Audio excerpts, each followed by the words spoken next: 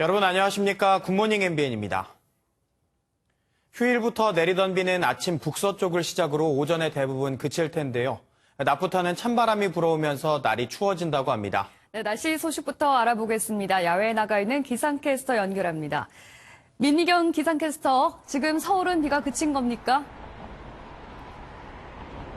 네, 그렇습니다. 보시는 것처럼 서울의 비는 먼저 그쳤습니다. 수도권 지역부터 먼저 비구름의 영향에서 벗어나고 있습니다. 휴일부터 가을비치고는 꽤 많은 양의 비가 내렸죠. 서천과 계룡에서는 어제부터 지금까지 100mm 이상, 용인에서는 66.5mm의 누적 강수량을 기록했습니다. 앞으로 충북과 영남, 호남 동부, 제주에서는 5에서 20mm, 강원 남부와 충남 남동부, 호남 서부에서는 5mm 미만의 비가 더 내린 뒤 오전 중에는 모두 그치겠습니다. 비가 그치고 낮부터는 찬 공기가 내려오면서 반짝 추워지겠습니다. 이 시각 서울 7.2도인데요. 낮에는 기온이 더 내려가면서 5도에 그치겠습니다. 또 오늘 밤 사이에는 경기 남부와 충청, 전북에서 비나 눈이 내릴 전망입니다. 내일 아침은 더 추워집니다. 서울의 기온이 영하 3도로 중부와 영남에서는 한파특보가 내려질 가능성도 있겠습니다. 오늘 아침 북서쪽을 시작으로 오전 12시에는 대부분 비구름의 영향에서 벗어나겠습니다. 해안가에서는 강풍특보가 발효 중인 가운데 바람이 강하게 불겠습니다. 한편 지금 백령도에서는 황사가 관측이 되고 있는데요. 이로 인해서 낮 동안 서쪽의 먼지 농도가 짙어질 수 있겠습니다. 이 시각 서울의 기온 7.2도, 전주 11.1도로 시작합니다. 한낮에는 서울 5도, 대전 8도, 광주 12도로 어제보다 낮겠습니다. 지금까지 광화문에서 출근길 날씨 전해드렸습니다. 트럼프 미국 대통령이 김정은 북한 국무위원장에게 빨리 행동에 나서 합의를 이루자는 내용의 트윗을 올렸습니다. 한미 군 당국이 이번 달 예정된 연합 공중훈련을 전격 유예하기로 결정한 데 이어 트럼프까지 직접 나서 대화 재개를 요구한 건데 북한이 호응할지 주목됩니다. 박통일 기자입니다. 트럼프 미국 대통령이 김정은 북한 국무위원장을 향해 신속하게 행동에 나서 합의를 이루자는 내용의 트윗을 올렸습니다. 시기를 특정한 것은 아니지만 조만간 보자고 언급하며 3차 북미 정상회담의 바람도 내비쳤습니다. 트럼프 대통령의 이번 제안은 한미 군 당국이 이번 달 예정된 연합 공중훈련을 연기하기로 결정하고 10시간 만에 나왔습니다. We have made this decision as an act of goodwill to contribute to an environment conducive to diplomacy and the advancement of peace. 훈련을 중단하라는 북한의 요구를 수용한 만큼 이제는 북한이 미국의 성의에 화답할 차례라는 점을 상기시킨 것으로 풀이됩니다. 지난 10월 북미 실무협상 결료로 나온 트럼프 대통령의 첫 반응이기도 합니다. 하지만 북한의 태도가 호의적이지만은 않습니다. 북한은 어제 외무성 대변인의 담화에서 유엔의 북한 인권 결의안 채택을 걸고 넘어졌습니다. 이번 결의안 채택의 배후에 미국이 있다면서 대북 적대시 정책 철회가 전제돼야 미국과 마주 앉을 수 있다고 밝혔습니다. 연합훈련 연기로 대화 재개의 발판은 마련한 가운데 북한이 연이은 트럼프 대통령의 제안을 어떻게 받아들일지 관심이 모아집니다. MBN 뉴스 박통일입니다. 한미 방위비 분담금 특별협정 3차 회의가 오늘부터 이틀간 서울에서 열립니다. 올해 분담금의 5배에 이르는 미국 측 증액 요구를 놓고 협상에 난항이 예상되는데 양국 의회에선 우려의 목소리가 나오고 있습니다. 조창훈 기자입니다. 내년도 방위비 분담금을 정하기 위한 한미 간 협상이 오늘부터 이틀간 서울에서 열립니다. 어제 오후 입국한 제임스 드하트 미 수석 대표는 공정하고 공평한 분담을 위한 합의에 도달하려면 할 일이 많다고 밝혔습니다. 한반도 역외방위비를 포함해 50억 달러 수준을 요구하는 미국에 한국은 합리적 수준의 공평한 분담을 주장하고 있습니다. 한미양국은 지난 9월부터 2차례 회의를 가졌지만 올해 분담금의 5배 수준의 증액을 놓고 이견을 좁히지 못한 것으로 전해졌습니다. 이에 여당인 더불어민주당은 비현실적이고 납득할 수 없는 요구에 대한 국회 비준 거부까지 언급했습니다.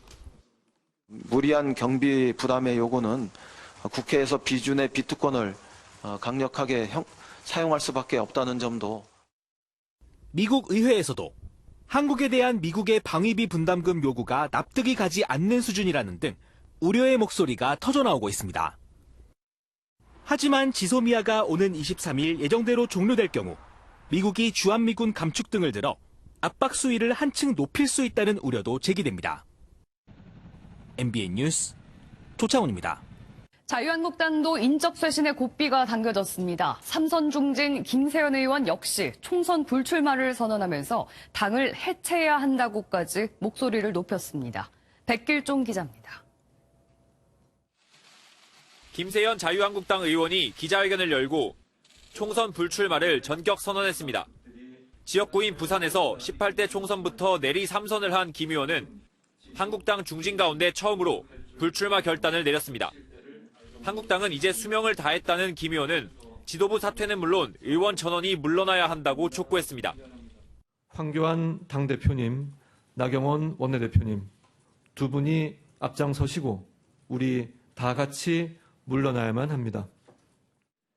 그러면서 초재선 의원들의 중진 용퇴 요구를 외면하는 중진 의원들을 비판했습니다. 물러나라 물러나라 서로 손가락질은 하는데 자기는 예외이고 남 보고만 용퇴하라, 험지에 나가라고 합니다. 당을 해체해 새로운 기반에서 새로운 사람들로 다시 시작해야 한다는 말도 덧붙였습니다. 황 대표는 불출마 요구에 대해 직접적인 반응 대신 변화와 쇄신을 위한 또 하나의 출발점이라며 당 발전의 디딤돌이 되도록 하겠다고 밝혔습니다. 이해식 더불어민주당 대변인은 한국당이 김 의원의 자성의 목소리에 귀를 기울여야 한다고 말했습니다. 김 의원의 불출마 선언으로 물갈이 요구를 거부하고 있는 한국당 중진 의원에 대한 용퇴 압박은 더 거세질 전망입니다. MBN 뉴스 백길종입니다. 이처럼 여야 거물급 정치인들이 연이어 총선 불출마를 선언하자 인적 쇄신론이 탄력을 받고 있습니다. 총선 판도가 흔들리고 보수 통합과 정계 개편에도 영향을 줄 거란 전망입니다. 김지영 기자입니다. 임종석 전 청와대 비서실장은 서울 종로구나 중구, 성동구 을을 지역구로 내년 총선에 출마할 것이란 설이 유력했습니다. 하지만 당내에서 86세대 쇄신에 대한 목소리가 커지면서 임 전 비서실장이 총선 불출마 결심을 굳혔다는 분석입니다. 앞으로 있을 개각 때 장관으로 차출되는 중진들과 불출마를 고민하는 초선 비례대표 의원들을 포함하면 여당에서 10여 명 정도가 불출마를 선언할 것이란 전망도 나오고 있습니다. 보수 몰락의 책임을 지고 총선 불출마를 선언한 3선 김세연 자유한국당 의원을 시작으로 야당 역시 인적 쇄신 목소리가 더 커질 전망입니다. 앞서 재선 김태흠 의원은 영남과 서울 강남 지역 3선 이상 의원들에게 중진 용퇴를 요구했습니다. 영남권, 서울 강남 3구 등 3선 이상 선배 의원님들께서는 정치에서 용퇴를 하시든가 당의 결정에 따라 수도권 험지에서 출마해 주시기 바랍니다. 여야를 막론하고 인적 쇄신 요구가 거센 가운데 연이은 불출마 선언으로 앞으로 여야 중량급 인사들의 행보가 주목되고 있습니다. MBN 뉴스 김지영입니다. 조국 전 법무부 장관의 동생이 구속기한을 하루 앞두고 재판에 넘겨질 것으로 보입니다. 조 전 장관은 이번 주 검찰 재소환을 앞두고 변호인과 일정을 조율하고 있습니다. 전민석 기자가 보도합니다. 조국 전 법무부 장관의 동생 조모 씨가 오늘 구속 상태로 재판에 넘겨집니다. 조 전 장관의 일가 가운데 오촌 조카 조모 씨와 아내 정경심 교수에 이어 세 번째입니다. 검찰은 조 씨의 구속 기한을 하루 남기고 기소할 방침인데 이미 한 차례 구속이 연장된 바 있습니다.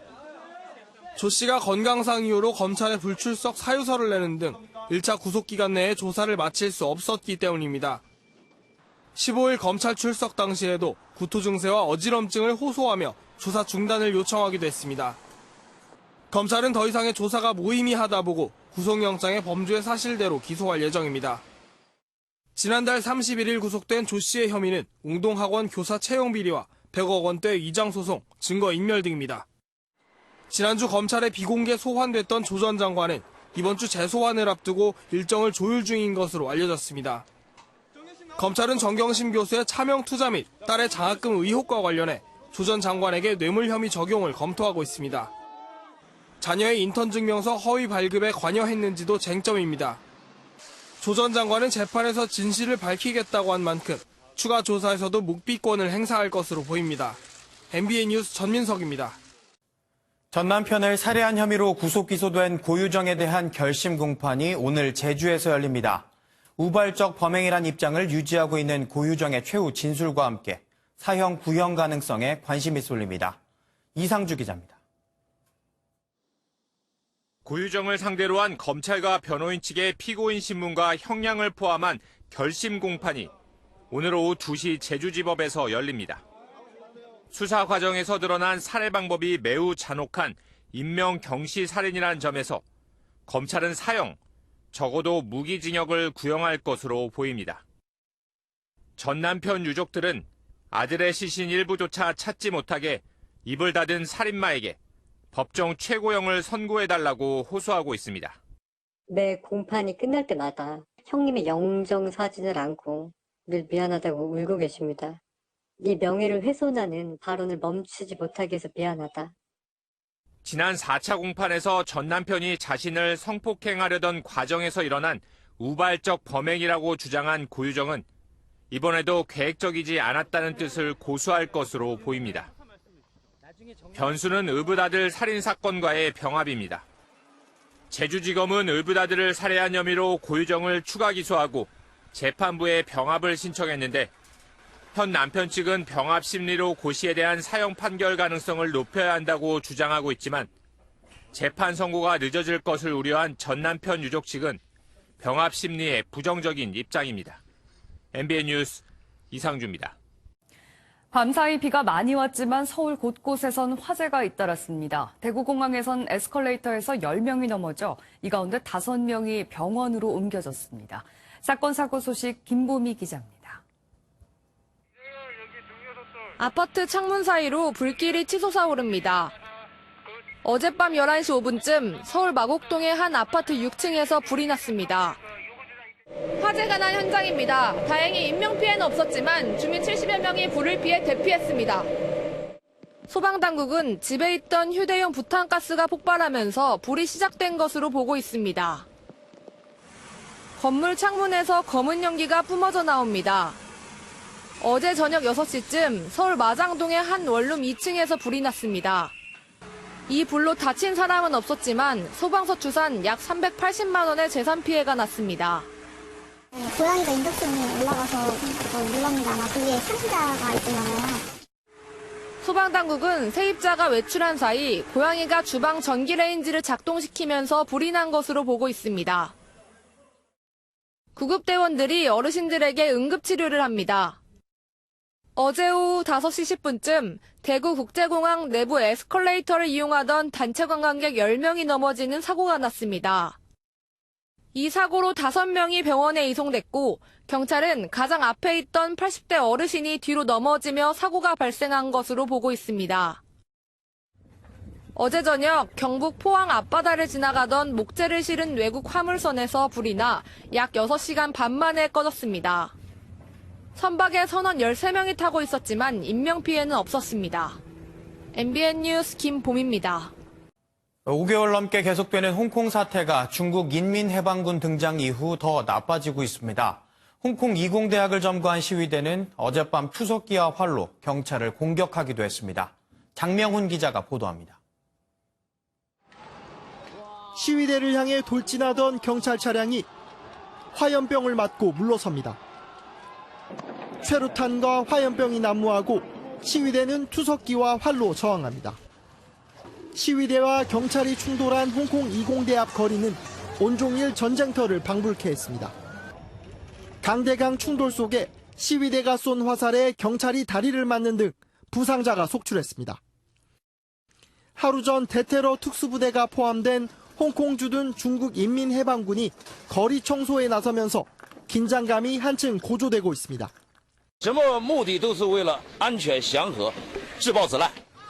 홍콩 시위 사태에 중국이 언제든지 무력 개입을 할 수 있다는 경고로 풀이됩니다. 시위대 측은 중국군이 이번에는 벽돌을 치웠지만 다음에는 시위 진압에 나서 홍콩 시민들을 도살할 수 있다고 비난했습니다. 시진핑 중국 국가주석의 최후 통첩에 이어 중국군 등장까지 출구 없는 홍콩 시위가 극단으로 치닫고 있습니다.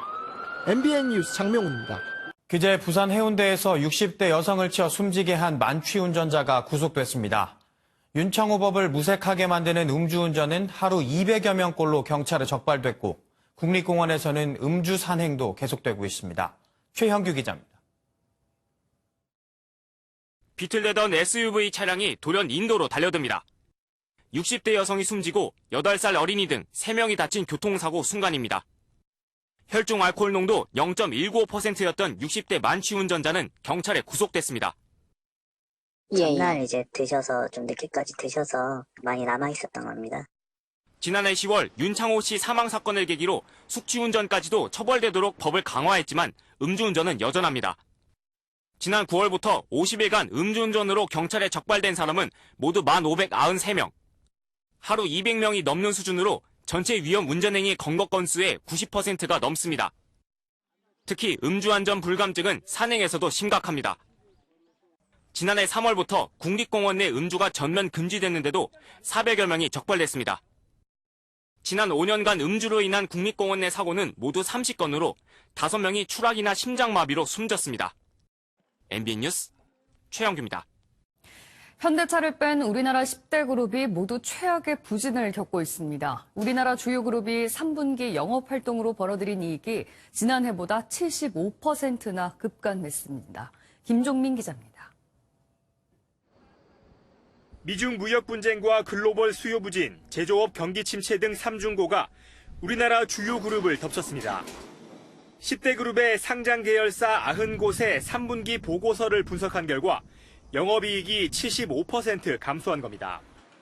지난해 세계 메모리 반도체 시장의 호황으로 사상 최대 실적을 기록했던 삼성의 영업이익은 10조 원 이상 떨어졌고 SK와 LG의 영업이익도 큰 폭으로 하락했습니다.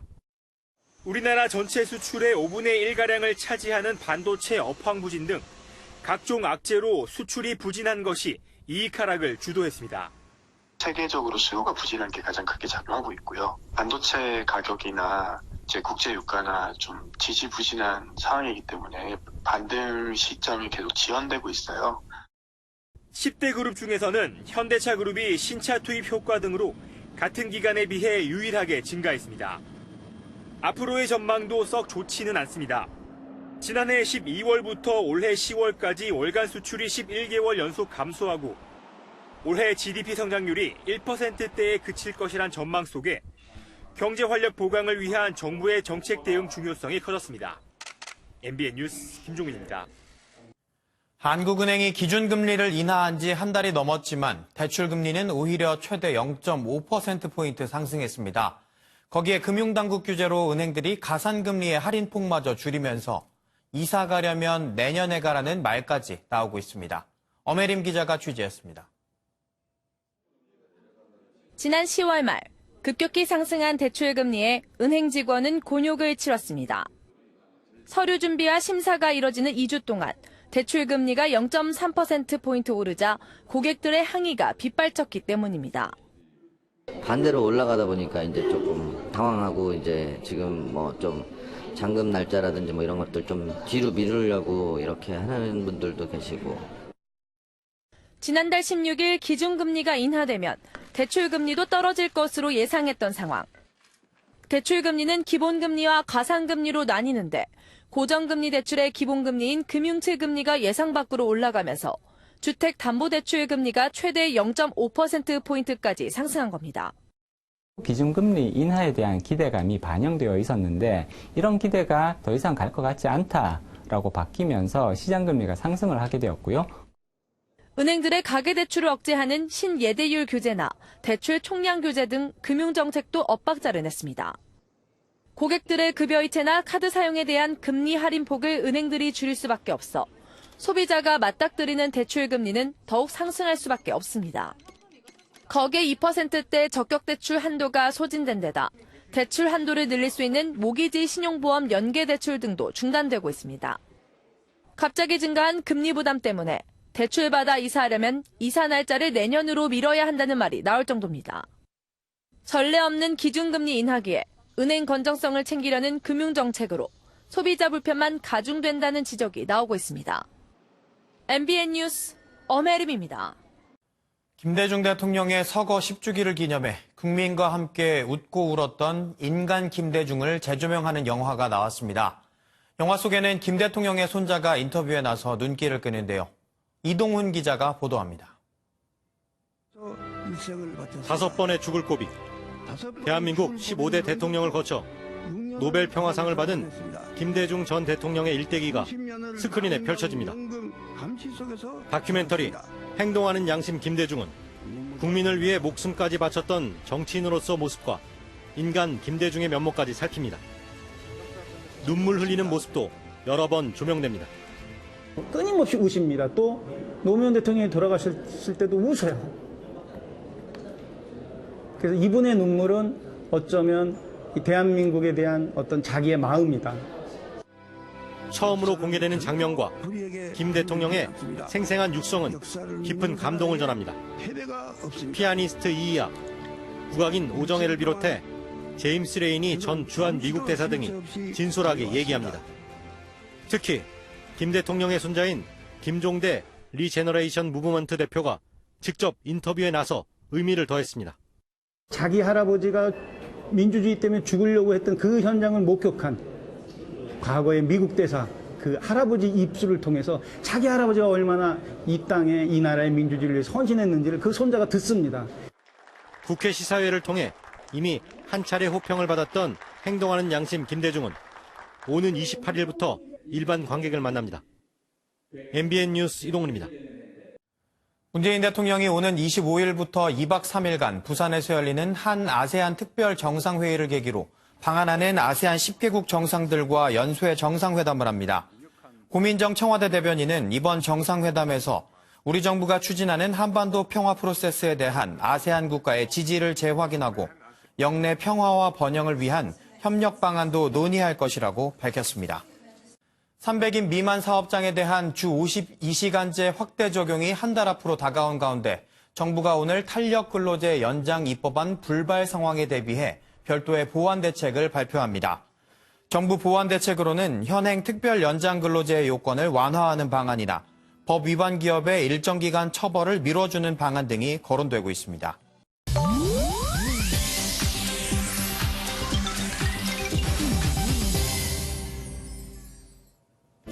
인터넷 와글와글입니다. 미국의 한 초등학교에서 교사 절반이 비슷한 시기에 임신해 출산까지 하는 경사스러운 일이 벌어졌습니다. 나란히 갓난아기를 하는 교사들의 모습, 얼굴엔 환한 미소가 가득한데요. 지난 3월부터 10월까지 무려 7명의 교사가 연이어 출산을 한 겁니다. 학교 측은 일찌감치 대체 교사를 구했고 복귀 후에도 수유 시간을 조정하는 등 이들이 마음 편히 육아에 전념할 수 있도록 힘쓰고 있다는데요. 누리꾼들은 우리나라의 현실과 비교해봤을 때 정말 부럽다는 반응을 보이고 있습니다. 이제는 산소도 커피처럼 사 마셔야 하는 시대가 온 것 같습니다. 가스실이라는 오명이 붙을 정도로 최악의 대기오염에 시달리는 인도 뉴델리에 급기야 산소 카페가 등장한 건데요. 카페를 찾은 손님들은 음료를 마시는 대신 코에 튜브를 꽂고 향이 첨가된 산소를 마시고 있습니다. 15분에 우리 돈 5,000원이라고 하니 결코 저렴한 금액은 아니지만 젊은이들을 중심으로 큰 인기를 끌고 있다는데요. 한 카페 고객은 몸이 가벼워지는 느낌이라고 말했다는데 실제로 건강에 좋다는 과학적 근거는 아직 없다고 하네요. 지난 6월에 시작된 홍콩 시위가 국내 대학가에서 한국 학생과 중국 유학생 간의 대리전으로 확산된다는 우려가 나오고 있습니다. 대자보 등으로 홍콩의 민주화 시위를 지지하는 한국 대학생과 대자보를 훼손하는 중국 유학생 사이에 마찰이 일어나는 건데요. 이런 사건을 계기로 학내 온라인 커뮤니티에는 기존에 갖고 있던 중국인에 대한 반감을 쏟아내는 글까지 올라오고 있습니다. 이에 이유 없이 모든 중국인을 배척하지는 말아달라는 중국 학생의 글도 올라왔는데요. 한국과 중국 학생들 모두 이성적이고 균형 잡힌 자세가 필요해 보입니다. 일본 정부가 2020년 도쿄올림픽에 우길기 반입을 허용하겠다는 입장을 고수해 논란이 지속되고 있는데요. 얼마 전 한일 간 야구 경기에서 우길기가 등장해 또다시 공분이 일고 있습니다. 지난 16일 일본 도쿄돔에서 열린 2019 프리미어 12 한일전. 일본 관중들 사이에 우길기를 들고 응원하거나 우길기가 그려진 응원복을 입은 사람들이 보입니다. KBO 측이 세계 야구 소프트볼 연맹 측에 문제를 제기했지만 연맹은 현재 분쟁 상황이 아니며 IOC도 제재하지 않기 때문에 제재가 불가능하다고 답변한 것으로 전해졌습니다. 인터넷 와글와글이었습니다. 경찰이 불길에 휩싸인 차량 속 운전자를 구해냈는데요. 재빠른 대처가 소중한 생명을 구했습니다. 영상으로 함께 보시죠. 지난주 금요일 미국 버지니아주. 차 한 대가 화염에 휩싸여 있습니다. 경찰은 차로 다가가 탑승자가 있는지 확인하는데요. 아니 그런데 안엔 사람 한 명이 정신을 잃은 채 쓰러져 있습니다. 경찰은 재빨리 꽉 잠겨있는 안전벨트를 끊어버리고 운전자를 밖으로 꺼냈습니다. 운전자는 곧바로 병원으로 옮겨져 현재 위중한 상태라고 하는데요. 그래도 불길 속 위험한 상황에서 경찰의 재빠른 대처가 한 생명을 구했네요. 휴일부터 내리던 비는 추위를 몰고 오고 있습니다. 이 비는 오늘 오전 중에는 대부분 그칠 텐데요. 보시는 것처럼 서울에서는 먼저 비구름의 영향에서 벗어났습니다. 가을비치고는 꽤 많은 양의 비가 내렸습니다. 서촌과 계룡에서는 100mm 이상, 용인에서는 66.5mm의 누적 강수량을 기록했습니다. 앞으로 충북과 영남, 호남 동부, 제주에서는 5에서 20mm, 강원 남부와 충남 남동부, 호남 서부에서는 5mm 미만의 비가 더 내린 뒤 그치겠습니다. 비가 그치고 낮부터는 찬 공기가 내려오면서 반짝 추위가 찾아오겠습니다. 이 시각 서울 6.1도로 오늘 아침도 추운데요. 낮에는 기온이 더 내려가면서 5도에 그치겠습니다. 또 밤 사이엔 경기 남부와 충청, 전북에서 비나 눈구름이 다시 한번 만들어지겠습니다. 내일 아침은 더 추워집니다. 영하 3도로 중부와 영남 내륙에서는 한파특보가 내려질 가능성도 있겠습니다. 지금 곳곳에서 내리는 비는 북서쪽을 시작으로 오전 12시에는 대부분 그치겠습니다. 해안가에서는 강풍특보가 발효 중인 가운데 바람이 강하게 불겠습니다. 한편 지금 백령도에서는 황사가 관측이 되고 있는데요. 이 때문에 낮 동안 서쪽의 먼지 농도가 짙어질 수 있겠습니다. 이 시각 춘천의 기온 9.4도, 대전 10.1도, 대구 13.9도입니다. 낮 기온은 서울 5도, 대전 8도, 광주 12도로 어제보다 많게는 10도가량 낮겠습니다. 반짝 추위는 수요일까지 이어지겠고요. 목요일부터는 평년 기온을 회복하겠습니다. 지금까지 광화문에서 날씨 전해드렸습니다.